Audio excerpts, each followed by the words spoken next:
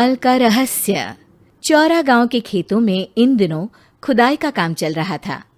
असल में इसी गांव से होकर एक अच्छी सड़क गुजरनी थी, इसलिए यहां खुदाई शुरू की गई थी।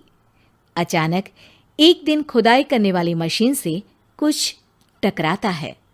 बाद में जब खोजबीन की जाती है तो वहां से 2 कंकाल मिलते हैं।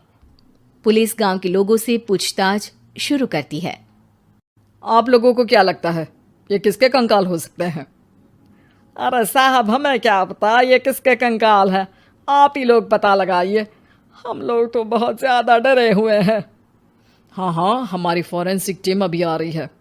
ये बताओ कि इस गांव के रहने वाला कोई जोड़ा गायब तो नहीं ना?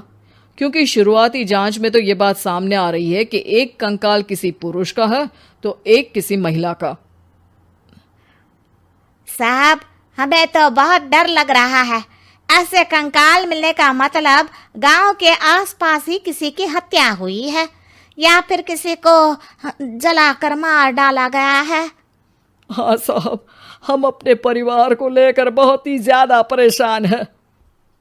देखिए, आप लोगों की परेशानी हम समझ सकते हैं, लेकिन आप लोगों को पुलिस का सहयोग करना होगा, क्योंकि आपके सहयोग के बगैर हम ये पता नहीं लगा सकते हैं कि आखिर ये किसके कंकाल है और इनकी हत्या किसने की।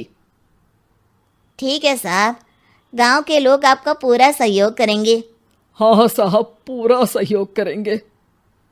तो फिर ठीक है, हम अपनी जांच शुरू कर देते हैं। कुछ दिन बाद जांच रिपोर्ट आ जाती है। पता चलता है कि ये कंकाल करीब 20 साल पुराने हैं, यानी 20 साल पहले किसी जोड़े की हत्या कर शव को यहाँ पर दबा दिया गया था। इंस्पेक्टर राघव, ये बताओ कि 20 साल पहले की मर्डर मिस्ट्री क्या आप सुलझ सकती है? हाँ सर, क्यों नहीं, लेकिन अब सबूत और गवाह काफी मिट गए होंगे। मुश्किल तो होगी, लेकिन शायद किसी परिवार को इंसाफ मिल सके। इंस्पेक्टर राघव, आप बिल्कुल सही कह रहे हैं। किसी परिवार को तो इंसाफ मिलेगा ही और किसी को उसके किए की सजा भी मिलेगी। जी सर, मैंने तो जांच शुरू भी कर दी है। 20 साल पहले इस गांव के 2 जोड़े अचानक कहीं गायब हो गए थे। मैंने दोनों ही परिवारों के बाकी के सदस्यों से बातचीत शुरू की तो उन्होंने बताया कि उनके बच्चे शहर गए थे, लेकिन आज तक वापस नहीं लौटे हैं। लेकिन ये दोनों शव किस परिवार के सदस्यों के हैं, ये कैसे पता चल सकेगा? सर, मैंने डीएनए टेस्ट करवा लिया है। आज शाम तक इसकी रिपोर्ट भी आ जाएगी। अच्छा, ठीक है। उसी शाम को सर, डीएनए रिपोर्ट के मुताबिक ये दोनों ही लाशें चौरा गांव के रहने वाले प्रधान सुल्तान सिंह के बेटे और बहू की है। लेकिन इनकी हत्याएं किसने की है, ये कैसे पता लगेगा? इसी का तो पता लगाने की कोशिश में जुटा हूं सर। आज सुल्तान सिंह से मिलने भी जा रहा हूं। मेरा बेटा और बहू तो मेरे लिए सिर्फ यादों में ही रह गए थे। हमें उनकी लाशें तक नहीं मिल सकी थी। आज 20 साल बाद उनके कंकाल मिले हैं। मैं अब किसके लिए जीऊं?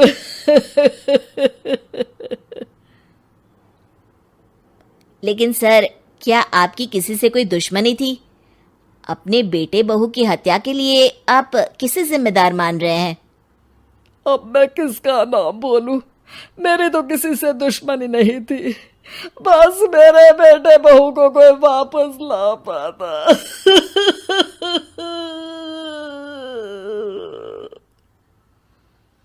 इसके बाद सुल्तान सिंह फूट फूट कर रोना शुरू कर देते हैं। सर, अब आप इनका अंतिम संस्कार करवा सकते हैं।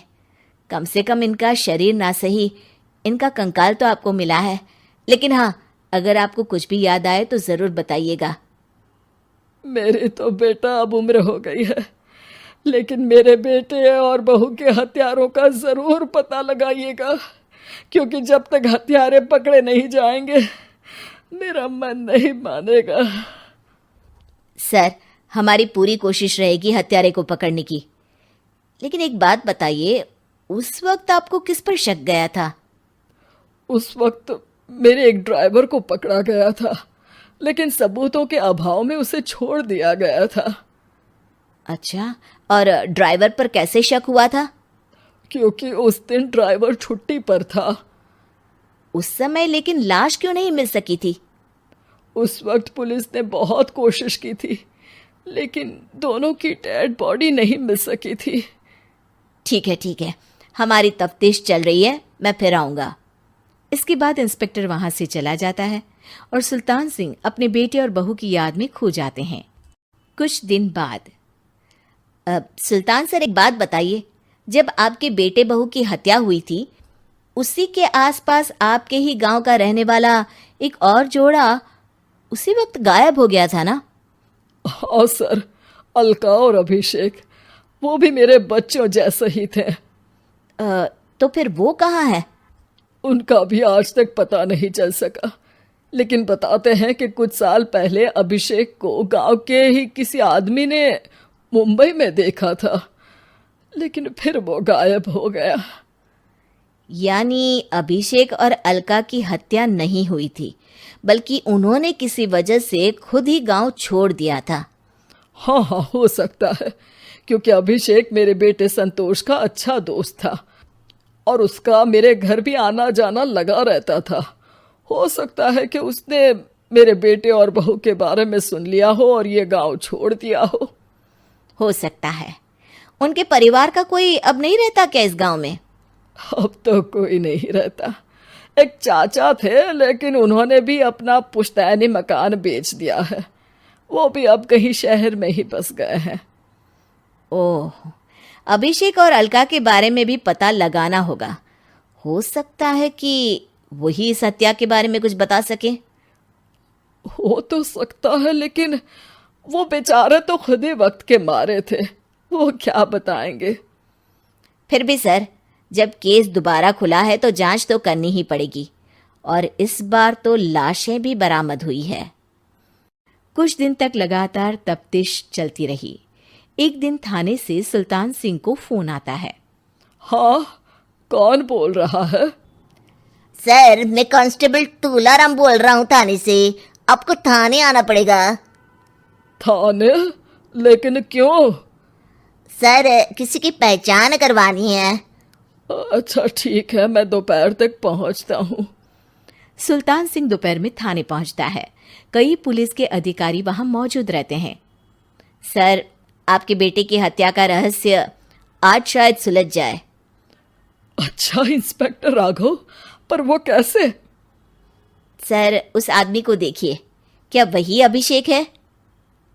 सुल्तान सिंह की आंखों में हैरानी से आंसू आ जाते हैं। हाँ सर, यही अभिषेक है। ये आपको कहाँ से मिला? सिर्फ अभिषेक ही नहीं, बल्कि इसकी पत्नी अलका भी इसके साथ है। मैडम, जरा अभिषेक की पत्नी को लाइए। जैसे ही अलका को पेश किया जाता है, सुल्तान सिंह जमीन पर गिर जाते हैं। सुल्तान सर, क्या हुआ आपको? आप अलका को देखकर गिर क्यों गए? सुल्तान सिंह सर पकड़कर बैठ जाते हैं। ये अलका नहीं, बल्कि ये तो मेरी बहू रितु है। पूरा थाना एक दूसरे का मुंह देखने लगता है। क्या? इसके बाद हर किसी को दो कंकाल और हत्या का रहस्य समझ में आ गया। अभिषेक और रितु ने मिलकर संतोष और अलका की हत्या की थी और लाश को जमीन के नीचे दबा दिया था। आज 20 साल बाद इस हत्या का रहस्य खुल सका था कि अवैध प्रेम संबंध में दो मासूमों की जान गई थी।